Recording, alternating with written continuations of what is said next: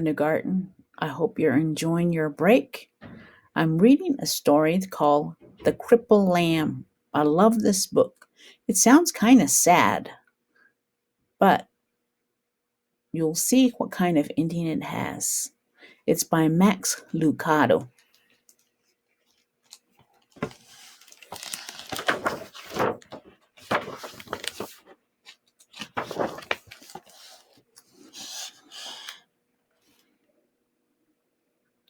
Once upon a time in a sunny valley there lived a little lamb named Joshua.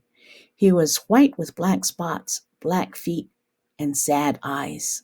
Josh felt sad when he saw the other lambs with snow white wool, no spots. He felt sad when he saw the other sheep with their moms and dads because he didn't have a mom or a dad. But he felt sadness when he saw the other lambs running and jumping because he couldn't. Josh had been born with one leg that didn't work right. He was crippled. He always limped when he walked.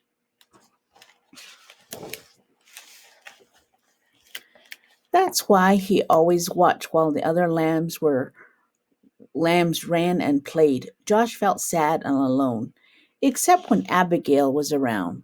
Abigail was Josh's best friend. She didn't look like a friend for a lamb. She was an old cow.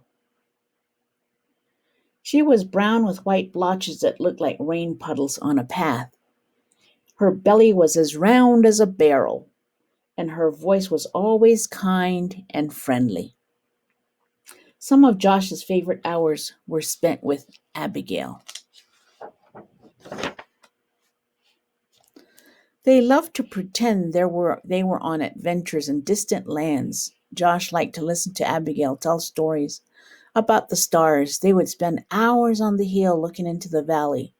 They were good friends, but even with a friend like Abigail, Josh still got sad. It made him sad to be the only lamb who could not run and jump and play in the grass.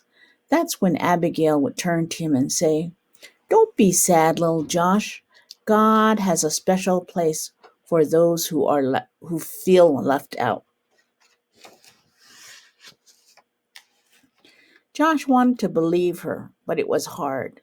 Some days he felt alone. He really felt alone the day the shepherds decided to take the lambs to the next valley where there was more grass.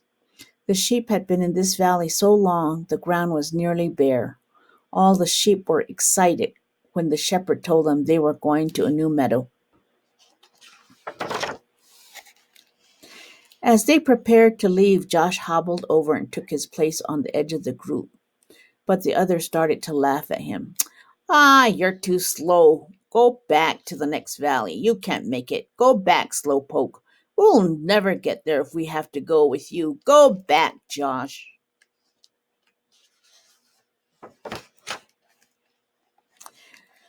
That's when Josh looked up and saw the shepherd. He was standing in front of him. "They were right, my little Josh. You better go back. The trip is too long for you. Go and spend the night in the stable." Josh looked at the man for a long time. Then he turned slowly and began limping away. When Josh got to the top of the hill, he looked down and all the other sheep headed toward the green grass. Never before had he felt so left out. A big tear slipped out of his eye, rolled down his nose, and fell on a rock. Just then he heard Abigail behind him, and Abigail said what she always said when Josh felt sad. "Don't be sad, little Joshua. God has a special place for those who feel left out." Slowly the two friends turned and walked to the stable together.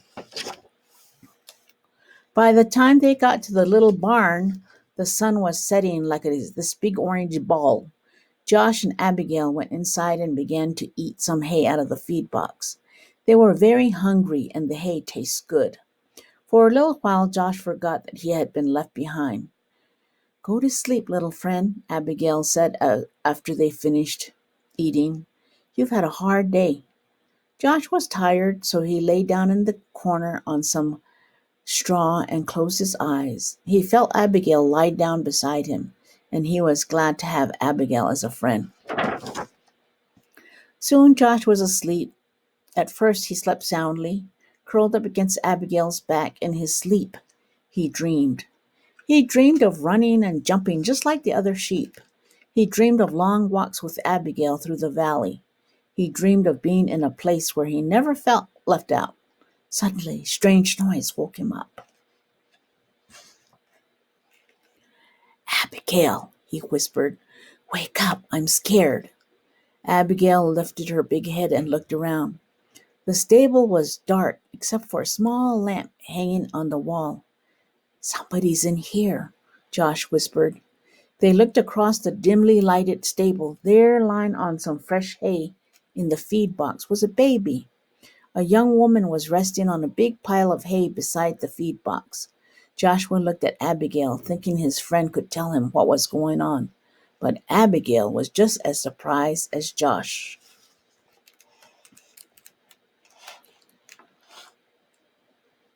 Josh looked again at the woman and the child, then limped across the stable. He stopped next to the mother and looked into the baby's face. The baby was crying. He was cold. The woman picked up the baby and put him on the hay next to her. Josh looked around the stable for something to keep the baby warm.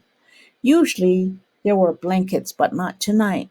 The shepherds had taken them on their trip across the valley. Then Josh remembered his own warm wool. Timidly he walked over and curled up close to the baby. Thank you, little lamb, the baby's mother said softly. Soon the little child stopped crying and went back to sleep. About the time a man entered the stable carrying some rags. I'm sorry, Mary. This is all the cover I could find. It's okay, she answered. This little lamb has kept the new king warm. A king? Joshua looked at the baby and wondered who he might be. His name is Jesus, Mary spoke as if she knew Joshua's question. God's son. He came from heaven to teach us about God. Just then there was another noise at the door. It was the shepherds, the ones who had left Josh behind. Their eyes were big and they were excited. We saw a bright light and heard the angels, they began.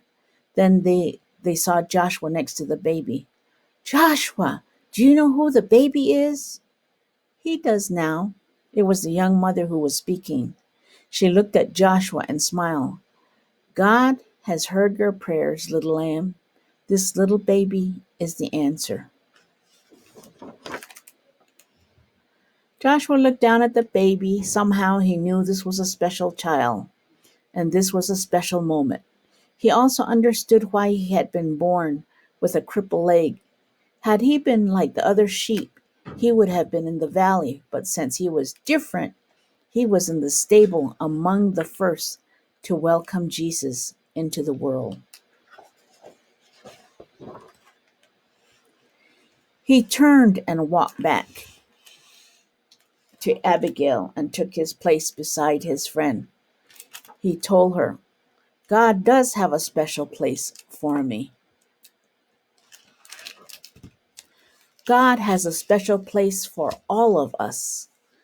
Sometimes we feel left out, but God knows our feelings and He knows what He has put us here on this earth for. So go out and find your special place. Have a wonderful day. Goodbye.